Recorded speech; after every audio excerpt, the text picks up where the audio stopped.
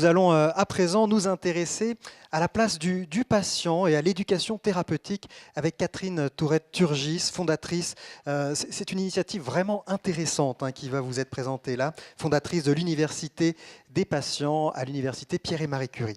C'est à vous. Il faut se mettre là, c'est ça? Sur la petite croix noire, voilà, pour être au centre des projecteurs et des caméras. D'accord, alors ça fait mal aux yeux. Oui, bon. Alors comment vous raconter un peu l'histoire et faire que ça ne fasse pas d'histoire? L'université des patients, bon, c'est une idée, c'est une innovation, mais au nom de l'histoire, je ne peux pas dire que ça soit venu simplement dans ma tête. Je pense que je suis le témoin moi-même d'une histoire, l'histoire du VIH-Sida. Et il y a deux questions qui m'ont fait me bouger un peu, enfin pour le reste de ma vie d'ailleurs, et encore maintenant. C'est en 85, donc je militais, j'étais engagée, j'étais volontaire, enfin tous les noms qu'on veut, dans la lutte contre le sida. Et la question c'était, mais à quoi ça peut servir? On va mourir, il faut que ça serve à quelque chose. Donc une espèce comme ça d'appel historique à ma génération. J'avais 30 ans, j'accompagnais des malades qui avaient mon âge. Et en 95, je pense que c'est celle de 95 qui m'a renvoyée à celle de 85. Ok, il y a les trithérapies, on va survivre, mais à quoi ça peut servir? À qui ça peut servir? Et je pense que ce sont ces questions-là qui m'ont habité, qui fait que j'ai osé, ou que j'ai eu cette idée un peu folle, de dire, oui, c'est important, comment transformer ce qui s'est passé, l'expérience qu'on a vécue tous, en plus j'étais dans plusieurs régions du monde, comment transformer cette expérience en quelque chose qui serait utile à la collectivité, qui serait utile à la société. Et donc c'est ça les prémices pour moi, quand je cherche dans mon histoire, de ce qui pourrait être l'université des patients. C'est-à-dire que transformer l'expérience en compétence, faire que d'abord ça ne se reproduise pas, cette manière de gérer la maladie qui n'était pas très sympathique, c'était une épidémie et c'était beaucoup de stigmatisation et de discrimination. Donc c'est sur un versant de lutte que je me suis positionnée. Et puis faire que ce que les malades avaient inventé, comment ils avaient conseillé l'État, les systèmes sanitaires, la prévention, etc., qu'on fasse la preuve que quand on transforme l'expérience en compétence, dont d'abord en compétence et en expertise, d'abord les malades sont capables de le faire eux-mêmes, en collectif, ce n'est pas individuel, et que ça serait bien qu'on se serve de ces enseignements. Mais après, il fallait une ou deux hypothèses fortes pour aller encore plus loin. Donc l'hypothèse forte, c'est de dire, et ça c'est vrai que c'est difficile, plus dans notre culture que dans les cultures anglo-saxonnes où j'ai vécu pas mal d'années, une compétence acquise en situation d'hostilité a la même valeur qu'une compétence acquise sur un banc d'université ou une grande école. Bon, c'est un peu choquant. C'est-à-dire qu'il y a des expertises qui se construisent dans d'autres espaces que les espaces universitaires. Et ces compétences-là, comment les reconnaître? Et l'autre hypothèse, qui était une hypothèse un petit peu plus faible, c'est plus une approche pragmatique dans la recherche, donc le courant pragmatique, ou le pragmatisme, John Dewey, ou enfin plein d'auteurs, qui est souvent dans la recherche, c'est intéressant de commencer par agir et théoriser après. C'est-à-dire qu'il faut mettre en place un dispositif, et puis petit à petit, on regarde comment le dispositif se passe, comment il évolue, on le documente, et ça fait aussi de la recherche. Alors, une fois ceci étant dit, je vais regarder mon papier, parce qu'il faut tenir en 10 minutes. Donc je vais mettre mes lunettes. Je crois qu'il faut assumer, hein, on est humain, on est invariant. D'accord, alors pour faire 10 minutes, on va aller tout de suite à l'UDP. Donc l'Université des patients, donc commencé ici à l'UPMC en 2009, dans le diplôme que je co-dirigeais avec Corinne, qui est ici. On s'est dit, et si on intégrait 30% de patients dans les diplômes, j'en dirigeais 2 à l'époque, DU éducation thérapeutique et master d'éducation thérapeutique, si on les intégrait directement. Puisqu'en plus, on avait un coup de bol, la loi HPST, qui disait que les patients allaient faire de l'éducation thérapeutique. Donc, qu'est-ce qui nous empêchait? Est-ce qu'il y avait un texte de loi qui disait il ne faut surtout pas de patients dans les diplômes en éducation thérapeutique? Ben non, il n'y avait pas de texte de loi. Et puis il y avait surtout, et je vois qu'elle est ici aujourd'hui, donc Agnès Veillant, les services de formation continue de l'UPMC, c'est qu'on a commencé à travailler avec un esprit VAE, la validation des acquis d'expérience, la validation des acquis professionnels et personnels. Eh bien, il suffit de conduire des entretiens, reconstruire avec le sujet qui veut s'inscrire dans un diplôme, donc l'étudiant, eh bien, son expérience. C'est-à-dire, qu'est-ce que ça t'a appris? Qu'est-ce que ça vous a appris?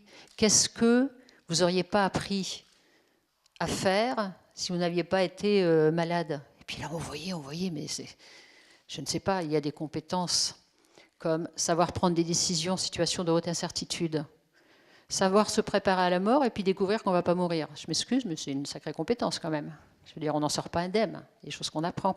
Savoir communiquer avec son entourage, savoir communiquer sur des sujets sensibles, savoir parler à ses enfants, savoir négocier dans le milieu soignant, et puis savoir aussi organiser son équipe de soins, savoir coopérer, savoir apprendre un autre langage. Ben, toutes ces compétences-là, si on regardait les référentiels métiers, par exemple, savoir prendre des décisions en situation de haute incertitude, ça s'appelle Risk Manager. Savoir communiquer, c'est des compétences professionnelles, etc., qu'on n'aurait pas eu besoin d'aller chercher si on n'avait pas vécu cette expérience. Donc nous avions des dispositifs, en tout cas en France, de loi, extrêmement favorables à ce type d'initiative, la VAE, la VAP. Donc nous avons commencé à intégrer. On pourrait aussi dire qu'on a simplement pratiqué ce qu'on appelle les pédagogies inclusives. On pourrait aussi dire que l'université, c'est sa mission de se rendre disponible et d'offrir des services à des publics auxquels on ne pense pas. On pourrait aussi dire que les malades chroniques ou les malades, ou souvent à l'issue d'une maladie, on ne sait pas pourquoi, mais on a une pulsion épistémique. C'est quoi une pulsion épistémique? On a tellement dû apprendre qu'on a envie de continuer à apprendre. On a envie d'étudier. On a envie de prendre de la distance et on a envie que ça serve à d'autres. Donc ces compétences-là, je ne suis pas en train de dire qu'elles servent aux personnes directement concernées, je suis en train de poser l'hypothèse qu'elles servent à la collectivité. Et ça, c'est intéressant. C'est-à-dire quand on fait un diplôme où on invite des patients en leur disant « mais vos compétences, elles peuvent servir aux autres, à la collectivité », eh bien petit à petit, il y a des idées nouvelles qui sont nées. Puisque maintenant nous avons donc 3 diplômes, il y a l'éducation thérapeutique, mais on est allé déjà beaucoup plus loin. Et là, effectivement, grâce au partenariat avec l'Institut universitaire de cancérologie, on s'est dit, mais si on formait des patients partenaires en oncologie, c'est-à-dire que s'ils allaient dans les services de soins et qu'ils soient partenaires, non pas des patients, ça on peut très bien le faire dans les associations, ah non, qu'ils soient partenaires de l'équipe de soins.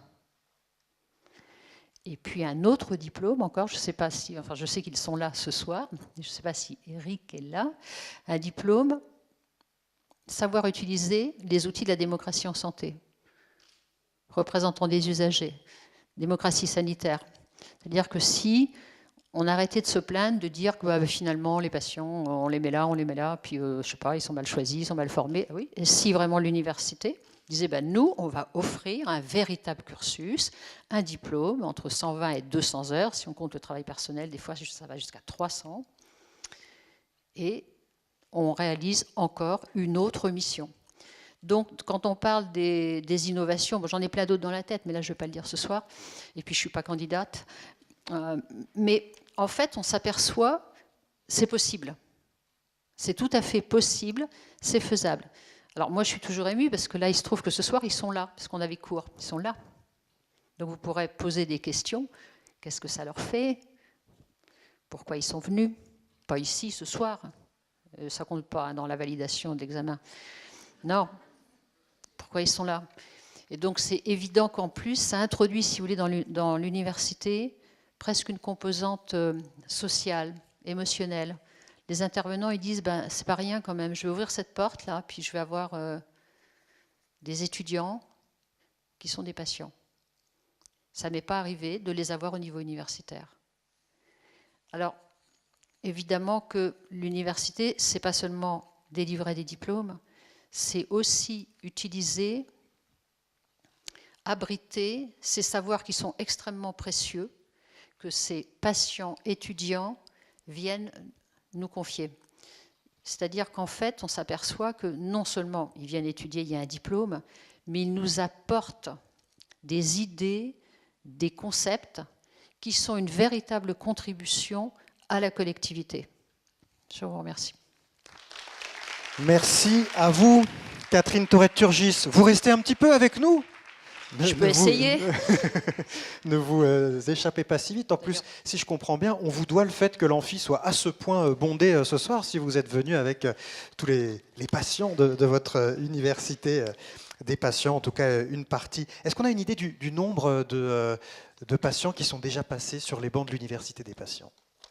Alors, si on compte les DU à distance, un programme qu'on avait fait aussi en direction d'Ouest africains, donc 123, 55 cette année, ça fait combien? Je ne suis pas mathématicienne. D'accord, bon. Tout le monde a l'air d'avoir fait le calcul. Je ne m'improviserai pas. Ça veut dire que c'est une initiative qui était nécessaire, puisqu'elle trouve des gens qui ont envie d'y prendre part. Est-ce que ça a fait des émules? Est-ce qu'aux quatre coins de France, d'autres initiatives de ce type ont vu le jour? Oui, Marseille, oui. En 2012, et Grenoble en 2014. Et on est sur 3 autres. Qui sont en naissance, en processus de naissance. Dans cette université ne viennent pas que des patients, viennent aussi des soignants parfois. Oui, bien sûr, oui, tout à fait, tout à fait. Oui. Et alors, c'est quoi? L'idée, c'est chacun apporte son expérience vue de son côté. Les échanges, qu'est-ce que ça donne les échanges? Alors, en éducation thérapeutique, c'est beaucoup plus hybride, donc il y a patients et soignants. Donc, en fait, les patients disent qu'ils découvrent la psychologie des soignants, ils découvrent la vulnérabilité des soignants. Ils ont envie de les aider. Et les soignants découvrent la richesse, la puissance de pensée des patients et aussi leur vulnérabilité. Donc, en fait, ils se découvrent, ils se co-découvrent ensemble. Il y avait besoin de ça, en fait, pour qu'on se parle, alors qu'ils se côtoient dans les hôpitaux, tout au long des parcours de santé, mais il y avait besoin de ça pour qu'on se parle et qu'on se regarde différemment. Je pense que dans un parcours de santé, il y a une relation qui est protocolisée. Il y a quelqu'un qui est destinataire d'un soin et quelqu'un qui prodigue un soin. À l'université, on co-étudie ensemble, donc du coup, c'est plus les mêmes positions. Donc ça fiche même le bazar un peu dans les positionnements des uns et des autres. Mais en oncologie, pour l'instant, on a plus de patients que de soignants, parce qu'on a toute une opération de communication à faire. Et puis parce que je crois que le concept est tellement novateur qu'il va falloir l'apprivoiser et faire tout un travail de communication en direction des soignants. Il y a une formulation que j'ai trouvée de vous qui est assez forte, mais je voudrais que vous reveniez dessus. J'ai vu ça dans la presse. Vous parlez d'apartheid sanitaire. Vous dites 17 millions de malades chroniques en France. C'est beaucoup, 17 millions. Oui. Et pourtant, on est dans un monde qui n'est absolument pas une société, qui n'est absolument pas conçue pour eux. Alors bon, là encore, je ne suis pas candidate, mais en fait, l'idée, c'est quand même de dire que dans les instances de décision de la société, ce sont les valides qui prennent les décisions pour les autres. C'est-à-dire l'apartheid, c'est pas tellement l'apartheid quoique on peut sur le sida, oui, il y avait vraiment une discrimination. Sur les autres maladies chroniques, c'est beaucoup plus silencieux. Mais en fait, dans la société, ce sont les valides qui prennent les décisions pour les autres. Or, ça fait un quart de la population.